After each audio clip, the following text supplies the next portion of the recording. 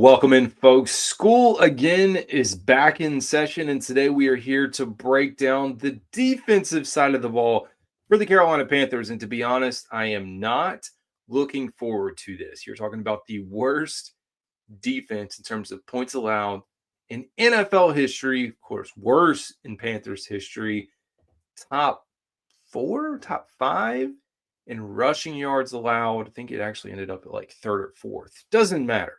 Terrible team they were.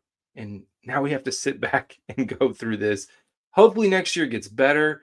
If you don't have the injuries, I don't know how much better it gets because you have Ejiro Evero. I know there's been some changes on the defensive side of the ball with the staff, but nevertheless, let's get into this. Let's go ahead and rip the Band-Aid off. Defensive grades. Again, we are analyzing starters. We're going to focus on the starters, so you won't see everyone on here, but we'll at least do our best to cover all the folks on the team. So let's go ahead.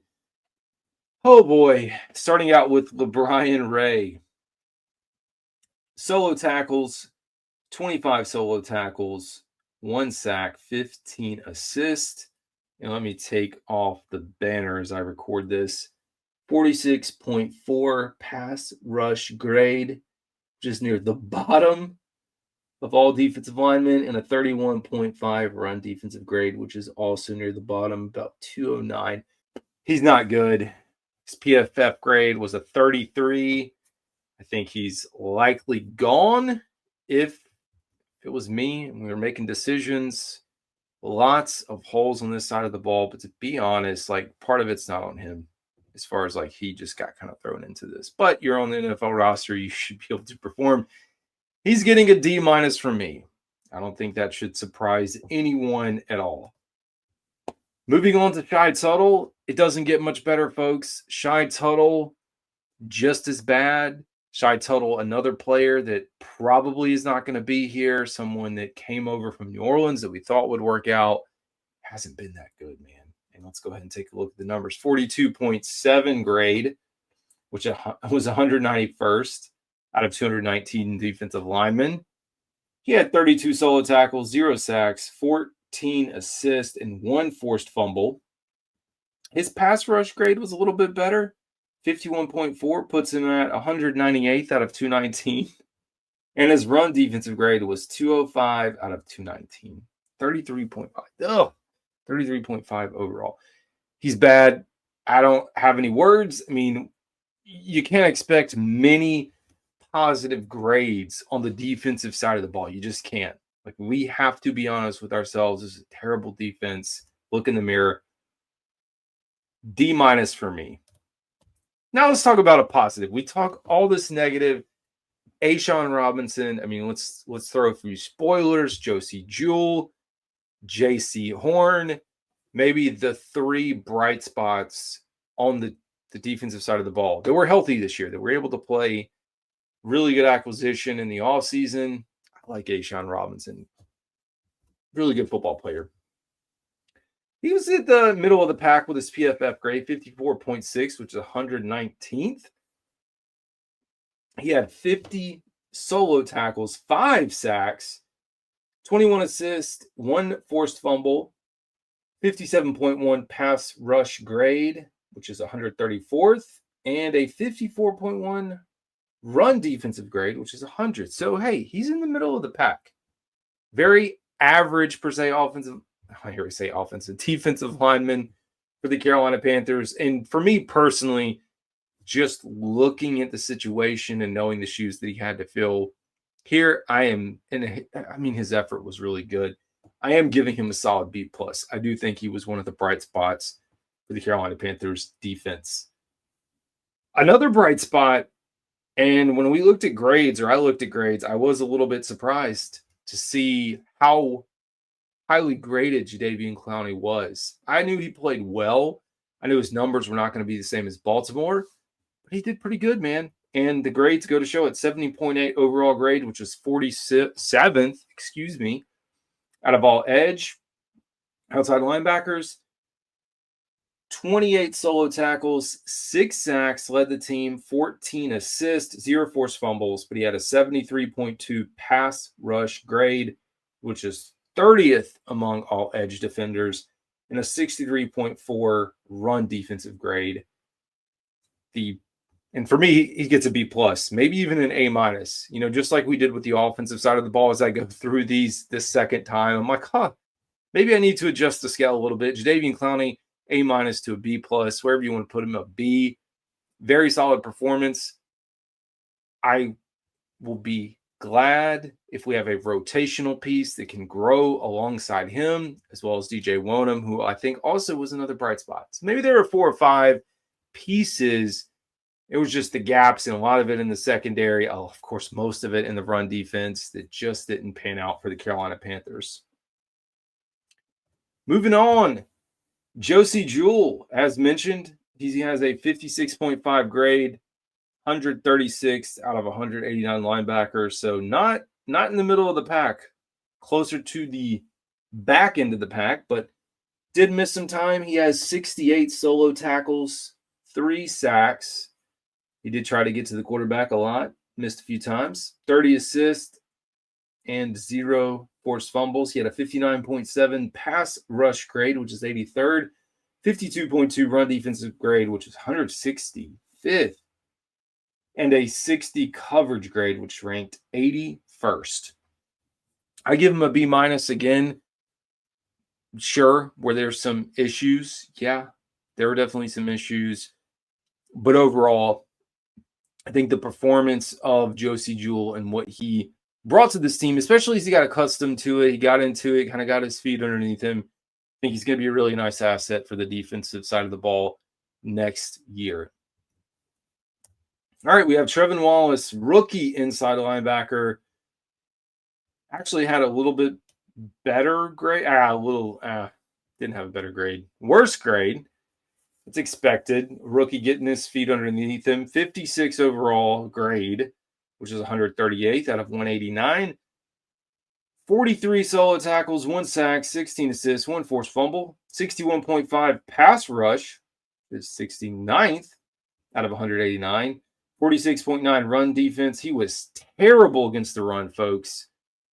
If you go back and watch the film, especially early, one, he got thrown into the fire. I think the plan would have been to work him in. When Shaq Thompson went out, he had to go out. He had to play. There were numerous times when you go back and watch the film, you see him running around, looking into the backfield, keeping, not having his eyes where he's supposed to, trying to chase down the play. Run defense is not good. Coverage grade, though, 64.2, 50th out of 189. I give him a C minus. A lot of that has to do with the run defense. And as a linebacker, run defense is extremely important. No doubt about it, especially when you're in a 3-4 scheme. You got to be able to make some plays. I think he'll get better. I do wonder as you look around at some of the other linebackers that were available that did not go here. Peyton Wilson, primarily one of the ones that's top of mind. You continue to have that in the back of your mind as you think about the evaluation. But I'm not going to knock him too much for that. C minus is solid. DJ Wonnum gets a 55. Gets a 55. He gets a B plus from me.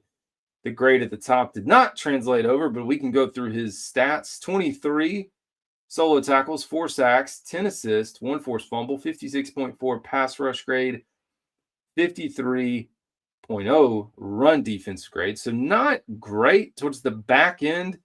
He did miss quite a bit of time coming off of the injury and then the blood clots. I think his presence was felt. Although, there's only so much that could happen with a really bad team, but I do think his presence was felt when he got back into the lineup, or got into the lineup, I should say. And I am excited to see what he can do the second year, hopefully coming in healthier this time, again, and then having that rotational edge position player to go with him. And I guess we should say we're not going to go through, again, like I said, DJ Johnson, some of the other guys that were here and gone. Keeping it strictly to the guys that played most of the snaps this season. That's the easiest way for me to do this. Next up on the list, I think one of the few A's on the defensive side of the ball, J.C. Horn, 64.5 PFF grade, which is 86th out of 223 cornerbacks. He had 50 solo tackles, 1 interception, 4 pressures, 37 receptions allowed, and we don't even have his sacks on here. Did get his first career sack.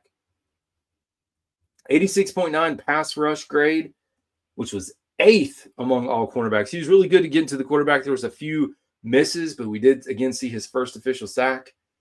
80.9 run defensive grade and a 57.9 coverage grade. The coverage grade, he's really good in coverage, in my opinion. That's why I'm not too worried about this. He's a really good cornerback.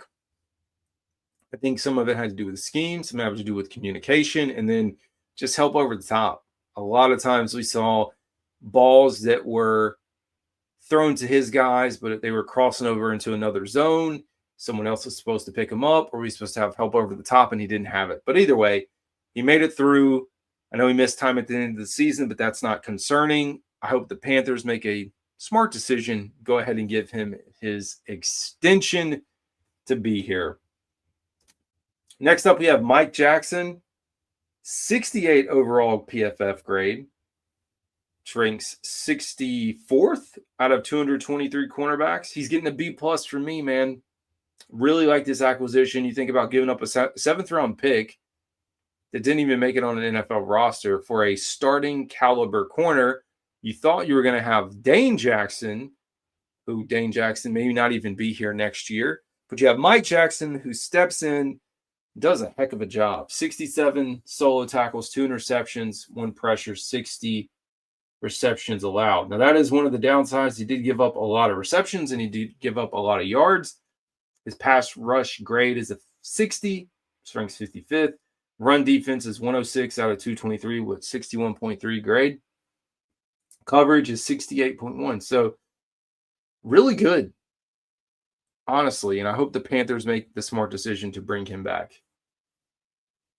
Next up, we have Xavier Woods. We get into the safety room. The entire safety room, honestly, close to failure. But we'll talk through Woods, who was probably the best safety on the team. I don't know what that means, but it is what it is. 57 overall grade, 125 out of 170 safeties. I'm in between a C+ and a B-. Probably as I regrade this, I'll stick with a C+. I mean, he played, I think I was leaning towards B- because he played the most snaps in the NFL this entire season. This dude was out there all season long.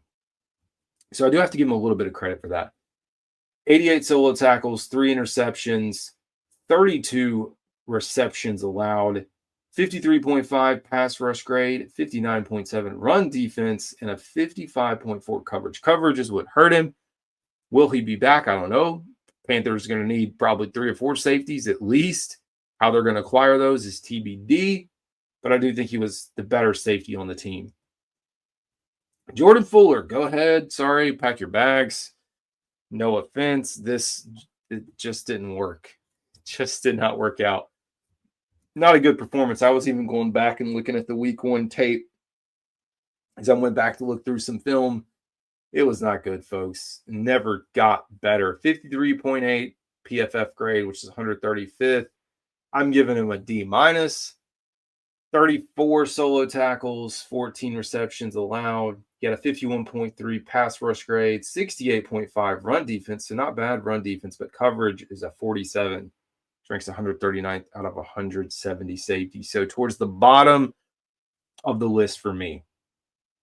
And so really, folks, that's your list. That's your starters. That's your grades. We did not talk about Shaw Smith-Wade. Didn't talk about a few other guys. But again, I wanted to hone in on the guys that played a majority of the snaps, the guys that were out there that we saw most of the year.